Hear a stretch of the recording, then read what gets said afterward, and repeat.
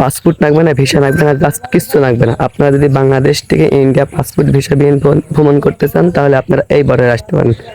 Bangladesh India দুই দেশের মাধ্যমে একটা পারস্পরিক বন্ধুত্ব সৃষ্টি হয়ে রয়েছে, যেটা কিনা আজকে থেকে 500 বছর আগেকারের কথা বলছি। সেই সময় বাংলাদেশের মানুষ ইন্ডিয়াতে প্রবেশ করত এবং কি ইন্ডিয়ার মানুষ বাংলাদেশে প্রবেশ করত, কোনো পাসপোর্ট ভিসা কিছুই লাগতো না। তখন কিন্তু বাংলাদেশ ইন্ডিয়া শাসন করতো ইংরেজরা। 1947 সাল বিশাল এক সংগ্রাম যুদ্ধের মধ্য দিয়ে ইন্ডিয়া স্বাধীনতা অর্জন করে ইংরেজদের হাত থেকে 1947 সালে। তারপরে তারা ধীরে ধীরে একটা স্বাধীন সার্বভৌমিত্ব রাষ্ট্র তৈরি করে। স্বাধীন সার্বভৌমিত্ব রাষ্ট্র তৈরি করার পর বাংলাদেশ ইন্ডিয়ার ভিতরে একটা দুই দেশের কারাতার বন্ধন সৃষ্টি হয়। সেই কারাতার পার করে যেতে বাংলাদেশে অনেক অসুবিধা ফেস করতে হয়। তারপর থেকে বাংলাদেশ পাসপোর্ট ভিসাবিহীন ইন্ডিয়া আর ভ্রমণ করতে পারে না এবং কি ইন্ডিয়ার মানুষ বাংলাদেশে পাসপোর্ট ভিসাবিহীন আর কখনোই ভ্রমণ করতে পারে না।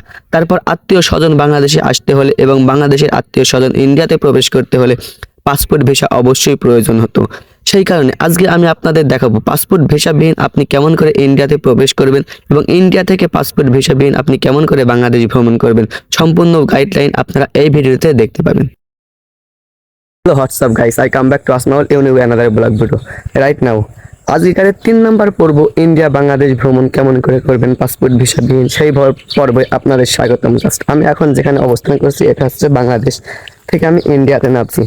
জাস্ট আমার সামনে সব ঘন দেখতে পাচ্ছেন, যেসব নদী রাত্রিগুলো চলে গেছে, এটা কিন্তু ইন্ডিয়া। জাস্ট এই যে প্লেয়ারটা দেখতে পাচ্ছেন বাংলাদেশ 83 নাম্বার প্লেয়ার, জাস্ট ওটা হচ্ছে ইন্ডিয়া বাংলাদেশকে ডিভাইড করেছে। জাস্ট আমি ওই প্লেয়ারের সামনে যাব, ওই প্লেয়ারের সামনে গিয়ে আপনাদের সাথে সম্পূর্ণ ডিটেলস শেয়ার করব।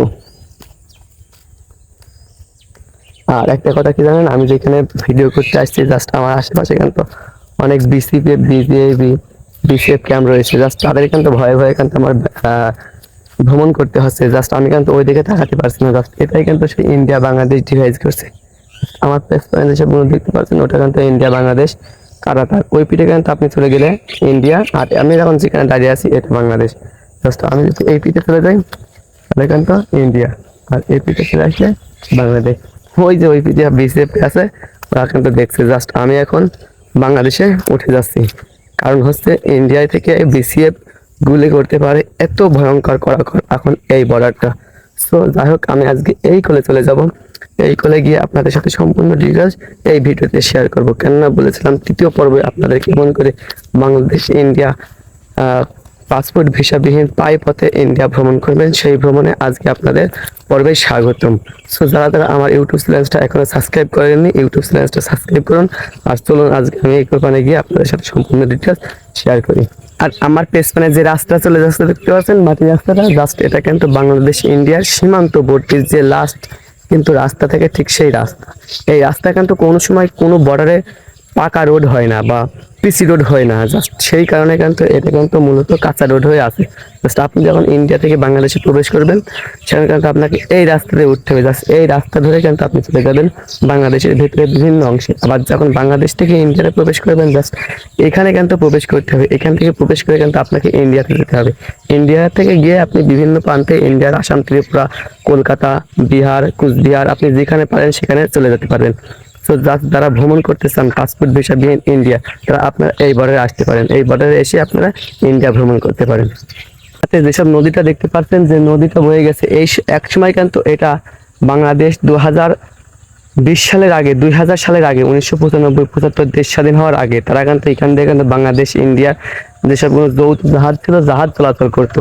জাস্ট ইন্ডিয়া থেকে মালামাল নিয়ে আসতে বাংলাদেশে, বাংলাদেশ থেকে মালামাল নিয়ে দিতে এসে জাস্ট এই সেই নদী দিয়ে। এই নদীতে এখন নৌকো বোঝাই হয়ে গেছে, যে কারণে এখন জাহাজ চলাচল একেবারে নিষিদ্ধ। এখন আমি বর্তমানে যেখান দিয়ে নামছি এটা দিয়েই কিন্তু মূলত বাংলাদেশের মানুষ ইন্ডিয়াতে প্রবেশ করে এবং ইন্ডিয়ার মানুষ বাংলাদেশে প্রবেশ করে। জাস্ট এই যে এই স্থান দিয়ে, এই স্থান দিয়ে মানুষ এদিকে কিন্তু চলে গেছে নদী, নদীটা চলে গেছে এগুলো যে ঠাকুরপুর সীমান্ত বর্ডার, ফুলবাড়ি সীমান্ত বর্ডার দিয়ে চলে গেছে এগুলো। আপনার চলে যাবে ইন্ডিয়া হয়ে একদম আসাম, ত্রিপুরা, জাস্ট এই নদীটা বয়ে চলে যাবে।